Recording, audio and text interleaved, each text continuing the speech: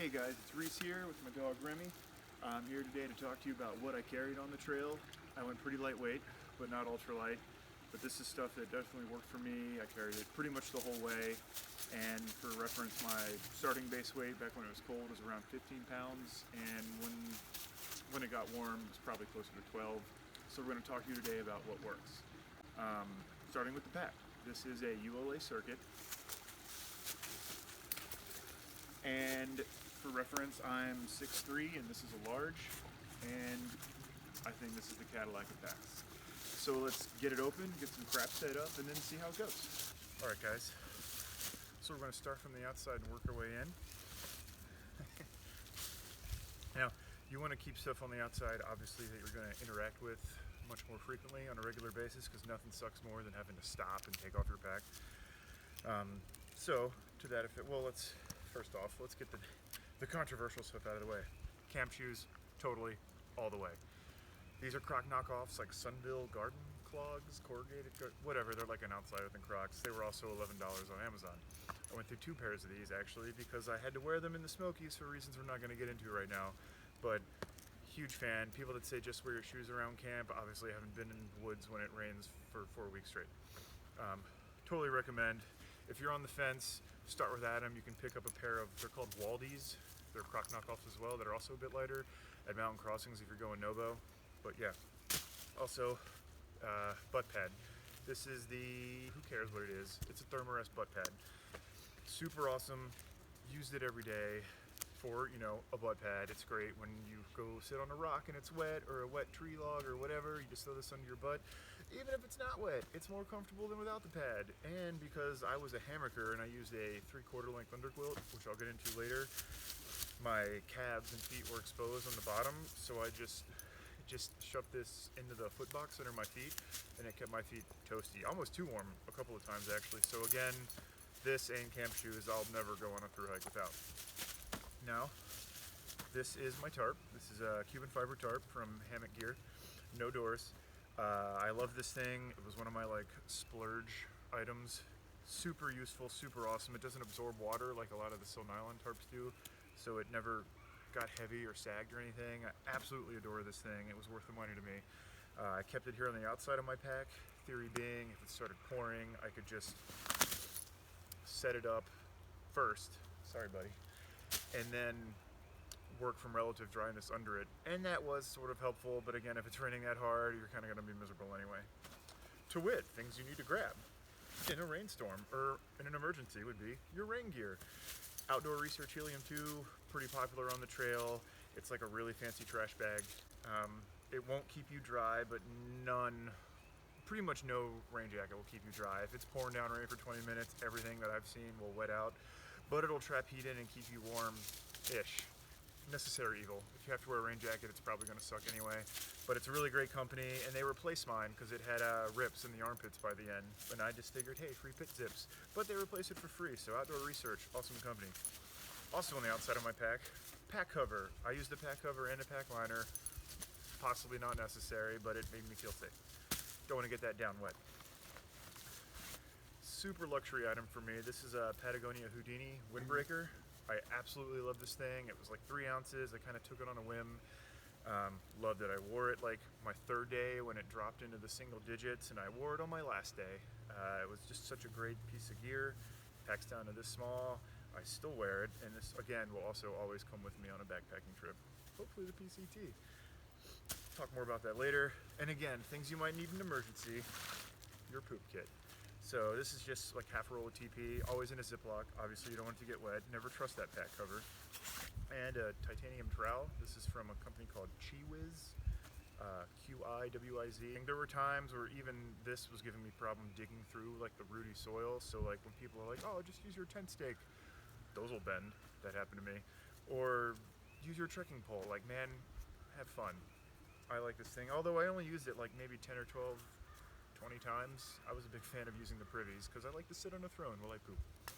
Let's see, what else we got in here? This is pretty much it. My hammock straps. I'm a big fan of keeping those separate from all my other stuff. One, because they're going to be wet most of the time, but also covered in sap or other gross things. And being able to shove them in here just kept them from interacting with anything in my pack that I didn't want gross. Now, on this big pocket, it's empty right now, it's what I carried my tripod in today. I would usually have like a couple of extra water bottles, or just random stuff random stuff I brought from town, like a beer or a soda, or just, it's kind of like a stash pocket for me. On this side, relax buddy, this is everything else. So, this would be another water bottle. This is kind of like my filtering kit right here. This is kind of what, this was filtering / whatever else. So this is a Platypus 2-liter bladder. I started with this and then one smart water bottle. I ended up adding a smart water bottle along the way just because I really enjoyed carrying, or being able to carry, more water for certain, if you're dry camping or just camping far enough away from a water source. I'm looking at you, Van de Ventnor Shelter. It was like half a mile down a super steep hill to get to this tiny little creek, so I was able to fill like 4 liters and then bring it back up to camp. And I was just a big fan of, like, maybe it's raining in the morning or for whatever reason, you know, it's just nice to sit in my hammock under my tarp and then filter water for that day, and, you know, have water for that night for dinner, drinking water in the hammock, and then coffee in the next morning. So yes, filtering, of course, the Sawyer Squeeze, not the mini. The mini sucks. The flow rate is just too little for me, but I mostly love this thing. By the end, no matter how much you back flush it, the flow rate will suffer. And there was definitely days just sitting there like squeezing those bottles, your forearms are burning, you're just not happy. But I haven't really found a better option. I preferred the filter to tablets or whatever because I didn't like the fact that they were consumable and I had to keep buying them. So back flush this whenever you go to town and you should be okay. If you get one of the 700 ml smart water bottles that come with like the, you know, the squirt cap, that can come off and go onto this, which you can then take off and screw onto your clean bottle to back flush, because this goes right over the nipple right here. So that was useful. If I were to do it again, I might try the new Katahdin Be Free just because that looks neat and I want to try something new, but this is still the tried and true. Just don't let it freeze. Keep it in your sleeping bag with you when it's really cold. Let's see. Random bag for my tarp stakes, which I didn't know where else to put. And again, like my hammock straps, didn't want them touching anything inside my pack. And then lastly would be this piece of Tyvek, which I sort of arbitrarily cut to this size based on no information whatsoever. I just kind of was like, hey, this seems like a good size. And that went under my hammock just as like a layer for between my crap and the mud, which is pretty useful. So I would actually lay my pack on this side and all my random stuff on here, and if I thought there was going to be rain, I would just fold it over my pack and then weigh it down with my shoes or whatever. But yeah, used it every night. You know, I don't regret bringing it, so I think it was pretty useful. So, and then lastly on my hip belt pouches here, this would just be like snacks, my phone, a couple of Snickers, and the trash from said Snickers. And that was about it. I did keep my water bottle, another pro to the ULA circuit here.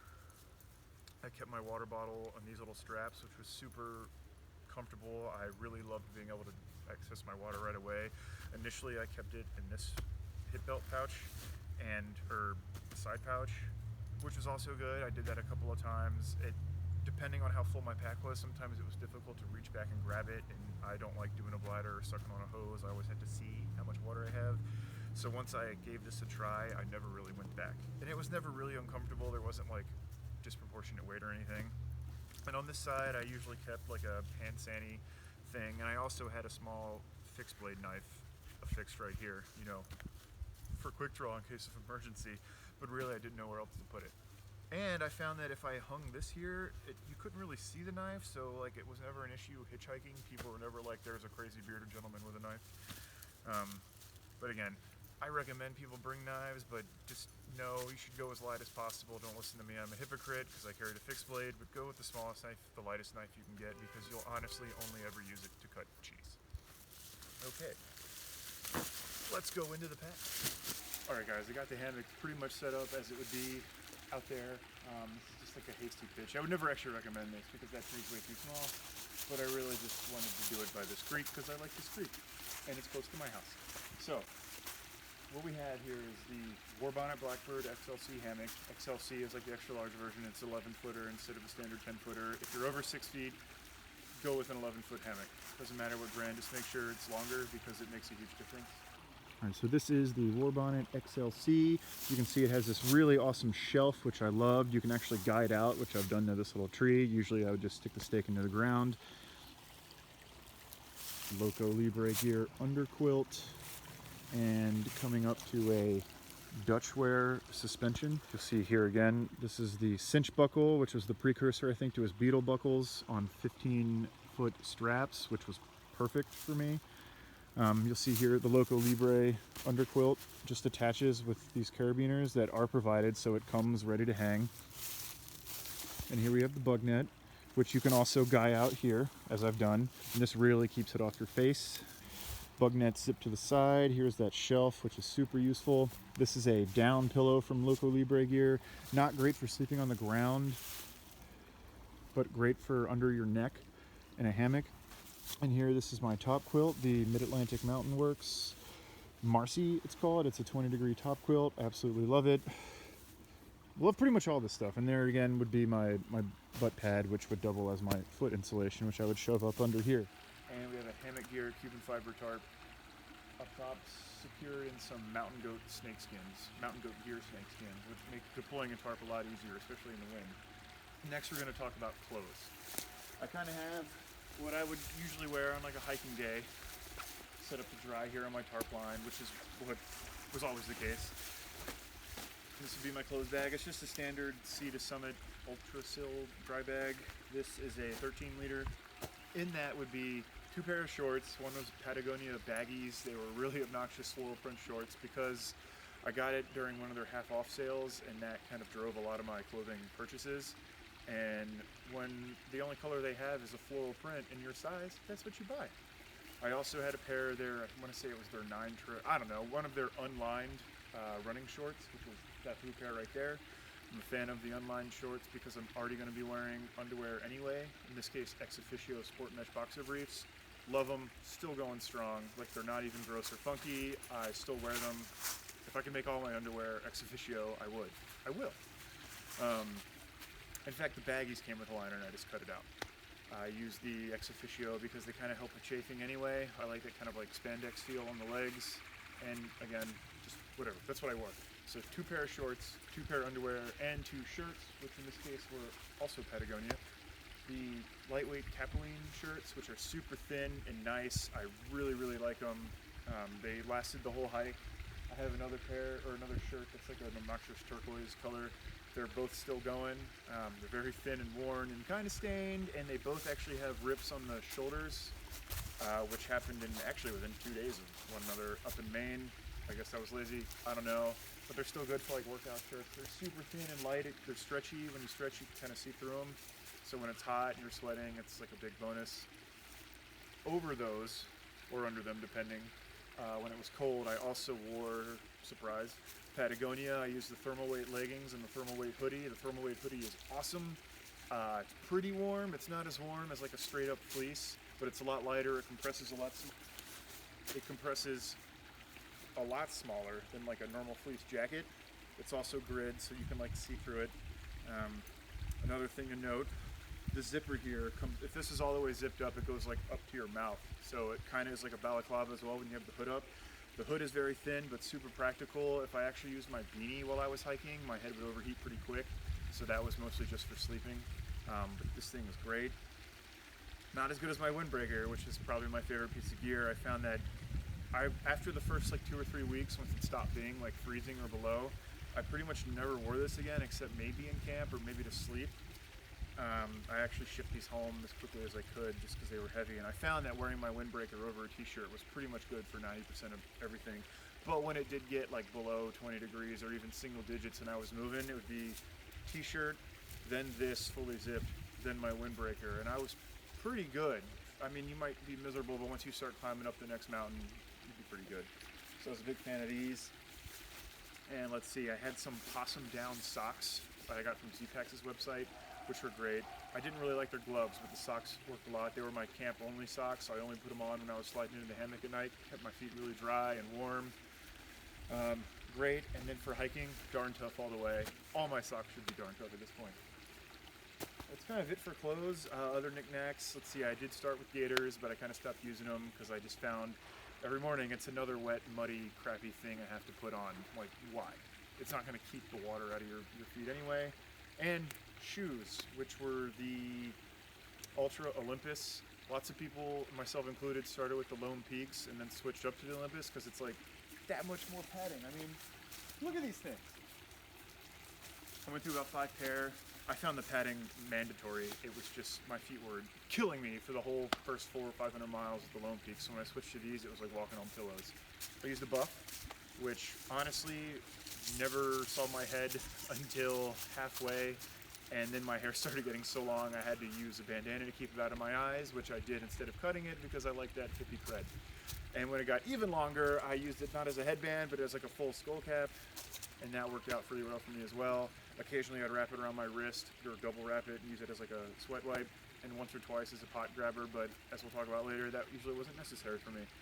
But again, it's a pretty useful thing. Sometimes I wear it as like a balaclava around the neck, just whatever. Pretty much everyone has one. I got one because the internet told me to, and it ended up coming in handy.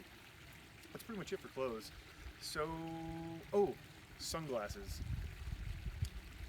Don't bring nice sunglasses. In fact, lots of people say you don't even need them, but like now when the leaves are still off the trees, you know, you get that in your eyes. So, and I'm a sunglass guy. I wear them all the time anyway. Maybe I have sensitive eyeballs, maybe I'm a baby. I don't care, I just like sunglasses, so I kept them the whole time. Pretty quickly I sent my nice ones that I started with home, because I must have stepped on them half a dozen times.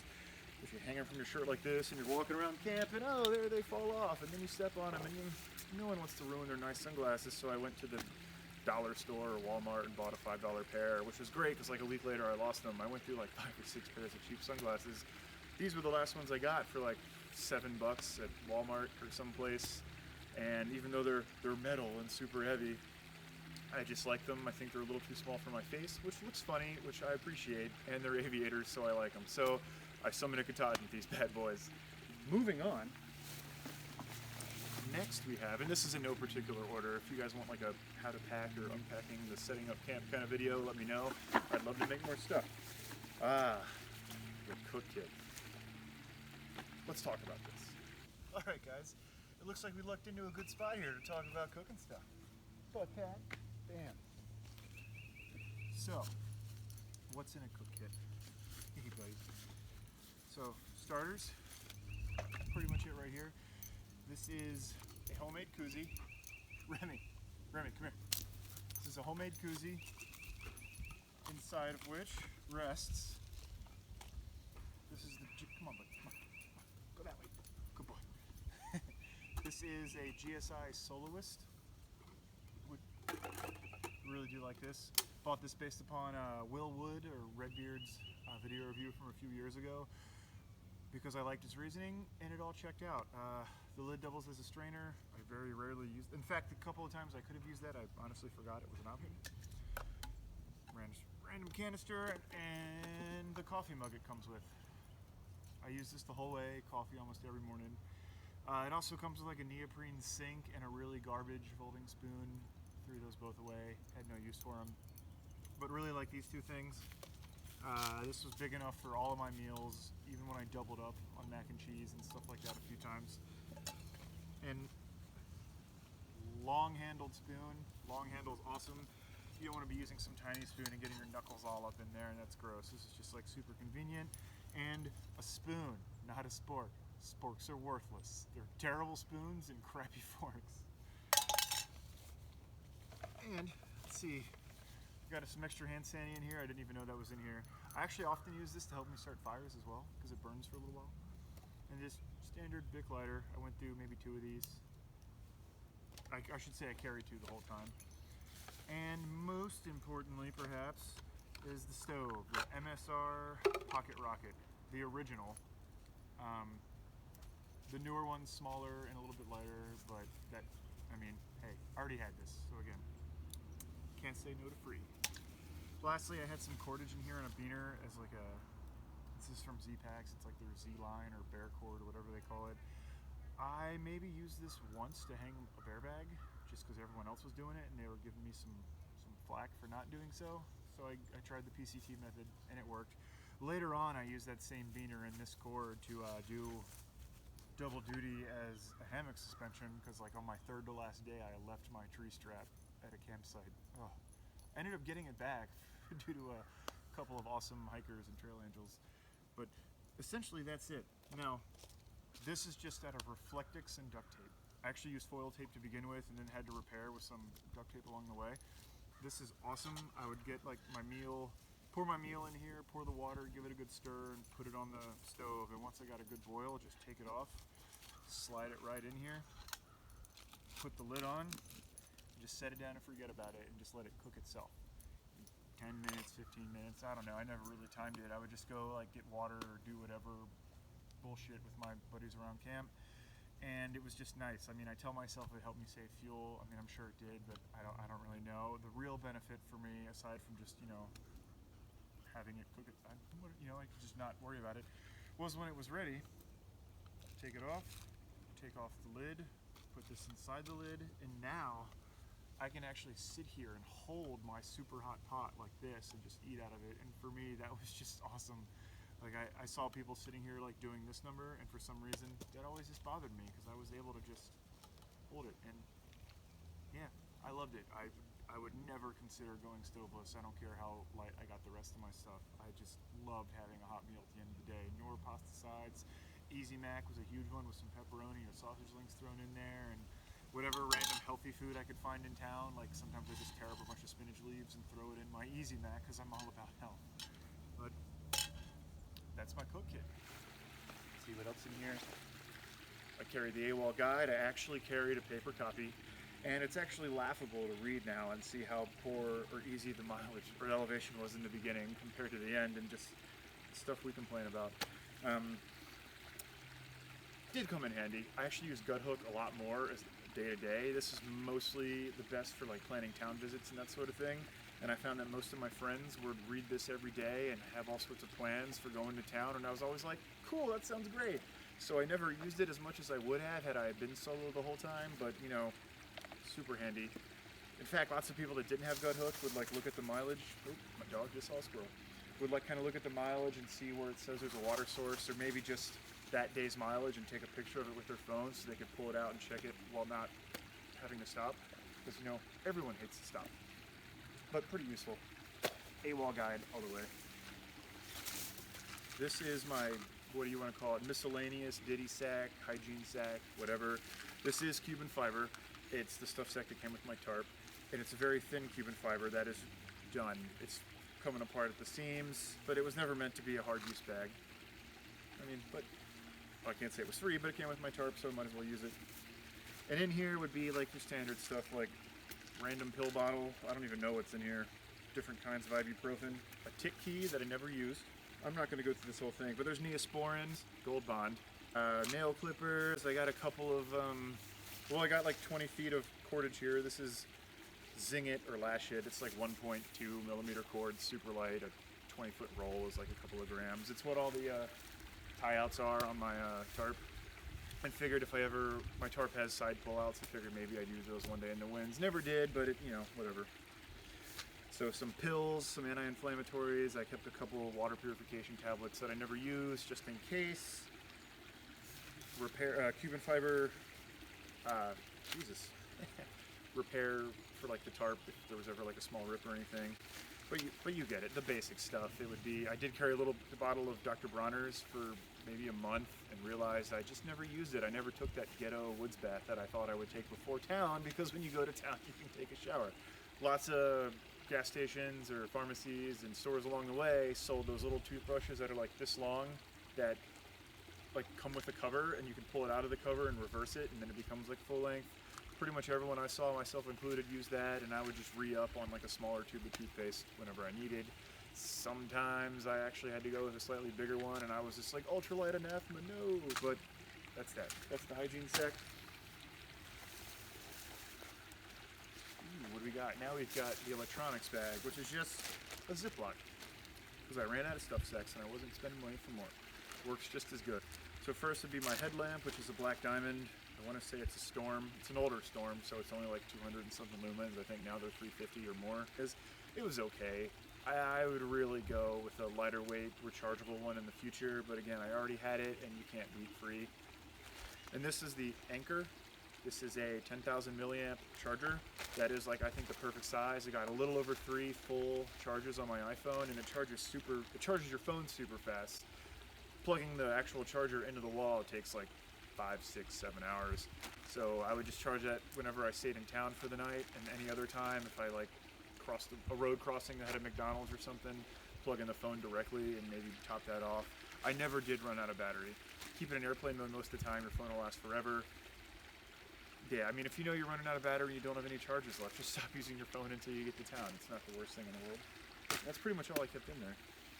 I did often keep a paperback, again, Ultralight Anathema, in my pack just because I really found it enjoyable to read something at night. So I'd usually go to my hammock around 9, which is kind of hiker midnight, and then just use the red light on my headlamp, another good thing, a feature to look for in a headlamp, and just read for like an hour, and it was a nice way to end the day. The last would be my food bag, which wouldn't be last in like the actual packed order of the pack.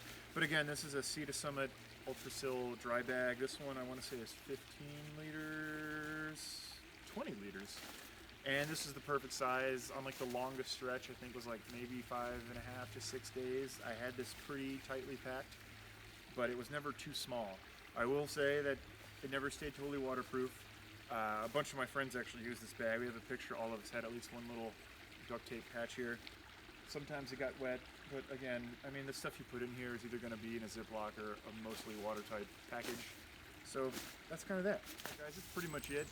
I'm sure there's lots of little things I'm not thinking of right now, so ask me any questions you want.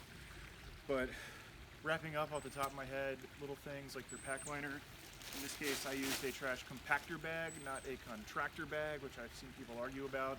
I like the compactor bags because they're white and they're easier to see in the low light, whereas the contractor bags are usually black and it's kind of harder to see in low light. Other than that, my puppy is, shocker, a Patagonia. It's the Ultralight down hoodie. I really liked it. Again, 50% off. But the hood feels amazing. When it zips up, it's like instant warmth. I really like this thing. And I wanted to point out that no one ever mentions this when they're talking about how the Ghost Whisperer from Mountain Hardware is a couple ounces lighter. It also kind of stops. It has like a really good tailored fit for me anyway. It stopped like right on my hips when I was able to try one on, and I really liked it. But I will say the Patagonia, it has more material. Like it comes down here, and I've actually found that, you know, having a warm butt sometimes when you're standing around camp is really nice. I've never seen anyone mention that before, and like this is just a little thing I noticed and appreciated. So for me, that extra ounce and a half or however much more Patty weighs is worth it. That's it. Let's go home.